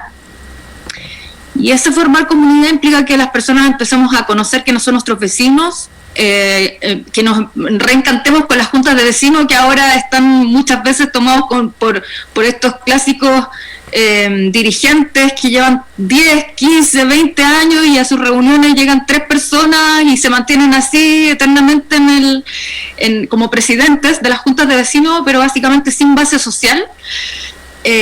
Y a partir de esa nueva como trabajo comunitario en nuestras juntas de vecinos, nuestros comités de agua potable rural, en los clubes deportivos, podamos ir formando como sociedad y definiendo cuáles son nuestras problemáticas locales en la medida que vamos como conversando, colaborando, trabajando, saliendo de nuestras casas, uniéndonos con nuestros vecinos, vamos a ir generando fuerza social, una masa crítica que va a poder plantear, ¿no es cierto?, los temas. Porque finalmente, claro, uno por aquí alega por allá, el otro por acá, los de las juntas de vecinos a veces andan como según el alcalde de turno, ¿no es cierto?, que le llevan en la mente si es que es de un lado o del otro político. Entonces, al final, yo creo que nos falta ese trabajo más social, y bueno, hay instrumentos también dentro del municipio, el Consejo de la Sociedad Civil, COSOP, o también dentro del tema medioambiental está el Comité de Medio Ambiente de la Municipalidad, que son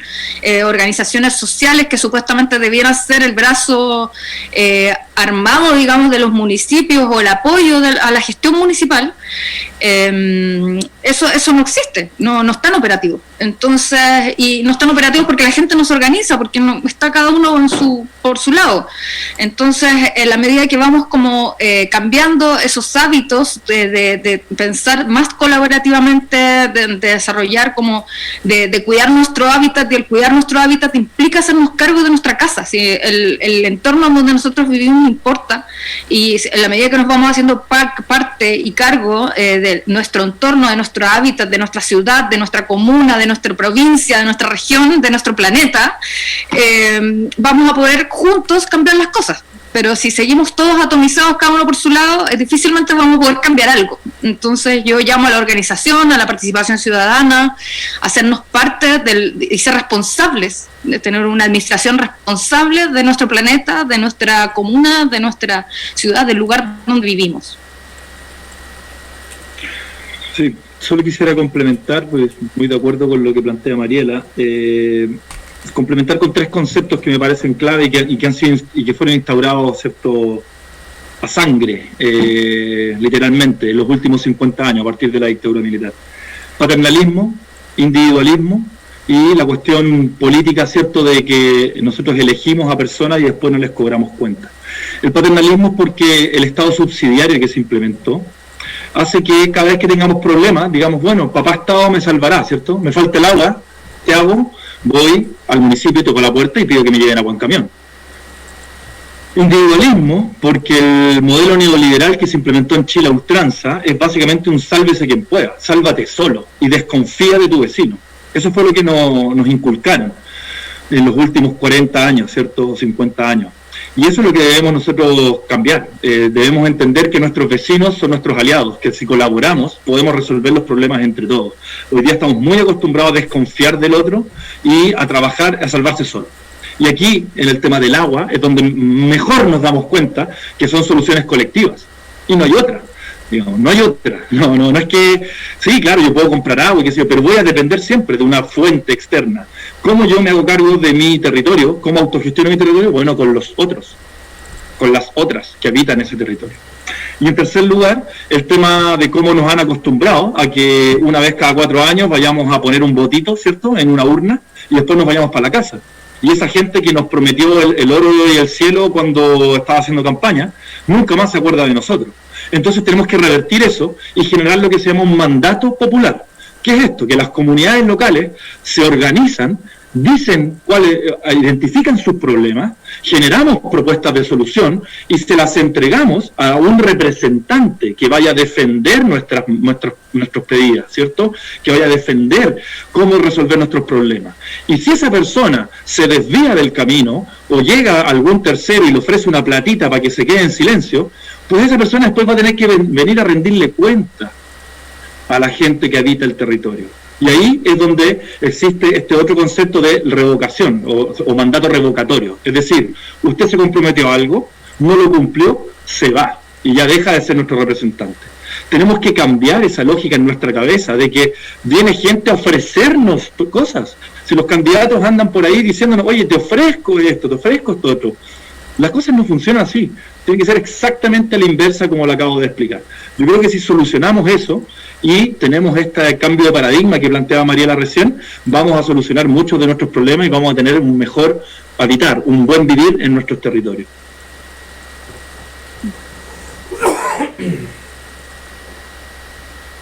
Gracias por la respuesta y ahora vamos a pasar a regalar este libro del tema que nos convoca, Ecología del Agua. Es de Alicia Hoffman y Juan Armesto, y para el que se lo quiera ganar va a tener que participar vamos a ver qué tan atentos estuvieron durante la transmisión de este conversatorio. Voy a hacer una pregunta sobre cada una de las presentaciones. Voy a empezar referido a la presentación de Mariela, y el primero que responda vamos a leer la pregunta y vamos a evaluar entre los investigadores, los expositores, Mariela y Cristian, si está bien respondida, y se lo va a llevar y se lo vamos a mandar directo a su casa. En Chile eso sí tiene que ser.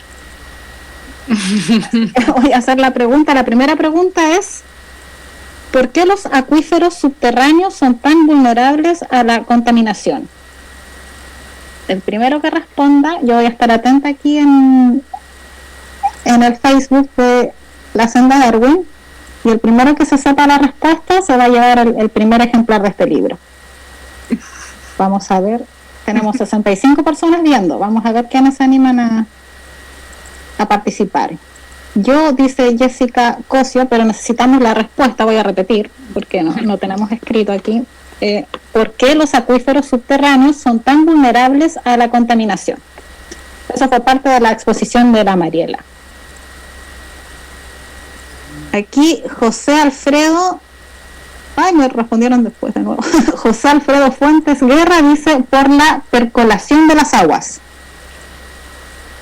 ¿Qué dice la Mariela?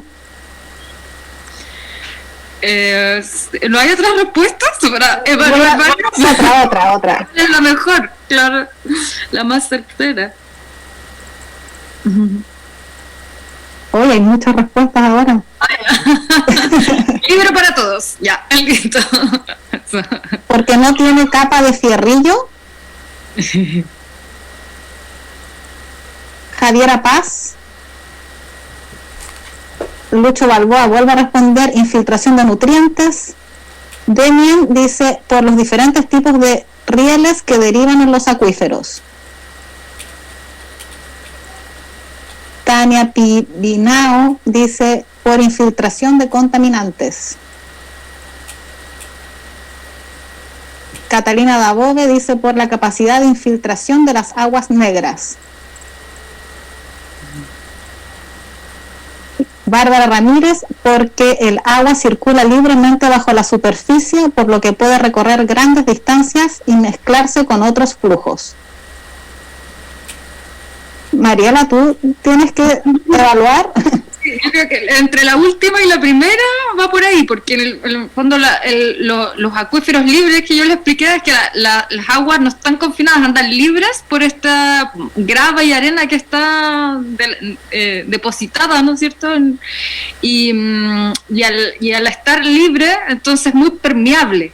El acuífero subterráneo es muy permeable, entonces Está dando la respuesta. Así que entre el que dijo como entre la primera y la última, yo diría que son las más cercanas. A ver, voy a leer otra. Mancilla: por vertederos no aptos percolando contaminantes y aguas subterráneas. Pascuala Francisca dice: depende del tipo de acuífero. Si este es libre y existe contaminación, es más fácil que se propague esta contaminación. Eso, sí. ¿Esa? Sí. Pascuala Francisca Riquelme. ¿Dejamos eso como la respuesta, sí? Sí. Ya. Entonces, la Pascuala Francisca Riquelme se ganó este libro, uno de los ejemplares. Yo la voy a contactar por mensaje para que nos coordinemos para la entrega. Ya, y el otro ejemplar, el que quiere ganarse el otro ejemplar, tiene que responder una pregunta que es relacionada con la exposición de Cristian, que es: ¿cuáles son las dos causas principales de la escasez hídrica en Chiloé? Cristian lo puso hasta en título grande en su exposición.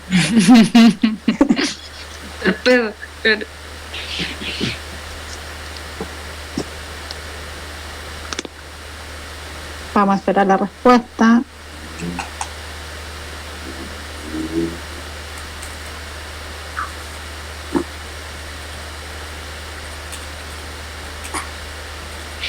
Aquí hay una. Brian Bastián Sembler dice: el mal manejo de las cuencas hidrográficas y la degradación del bosque nativo. Esa fue los factores que en realidad son lo mismo. Le faltó uno. Le faltó uno, sí. Faltó uno. Pérdida.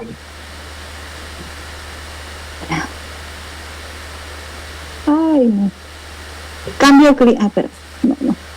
Aquí, Giovanni Méndez dice: pérdida y degradación de bosques. Y Dani Ruiz dice: cambio climático y cambio de uso de suelo. Correcto. Yes. Dani Ruiz se ha ganado el libro. Dani Ruiz se ganó el libro, entonces. Dani, te voy a contactar también por mensaje para que nos coordinemos y puedas tener el ejemplar en la casa. Dani Ruiz entonces y Pascuala son los ganadores. Bueno, chicos, les agradezco por las interesantes exposiciones de hoy día, este espacio de conversación que pudimos generar en torno a este tema tan importante que es el agua. No sé si quieren cerrar con algunas palabras. No, solamente agradecer el espacio y qué bueno que harta gente se conectó, y esperemos que aportemos un poquito a generar conciencia para esta nueva cultura del agua que necesitamos para poder enfrentar estos problemas, estos desafíos que nos da el cambio global. Eso, muchas gracias por el espacio. Bueno, yo creo que mientras no tengamos una educación de calidad y procesos de participación ciudadana informados y vinculantes, la responsabilidad recae en los ciudadanos, en cada uno de nosotros. El informarnos bien, el educarnos, el leer, en buscar, en hacer busquillas y buscar información y participar para poder estar en la toma de decisiones y presionar de distintas formas a las autoridades. Existe igual la posibilidad de hacerlo si participamos y nos organizamos, así que a educarse y a participar. Esos son mis dos, y luego lo vamos a cambiar en la nueva Constitución para que quede consagrado. Sí. Bueno, yo agradezco a todos los espectadores y les adelanto que pronto vienen más espacios de educación como este, de conversación. Vamos a seguir informando por el Facebook de la Senda Darwin, y también van a venir más concursos para poder compartir con ustedes las investigaciones y todas las creaciones que han salido de los investigadores del IED y de la Fundación Senda Darwin. Así que muchas gracias, me despido. Gracias, Scarlett. Ya, gracias. Chao, chao. Cristian, chao, que estén bien.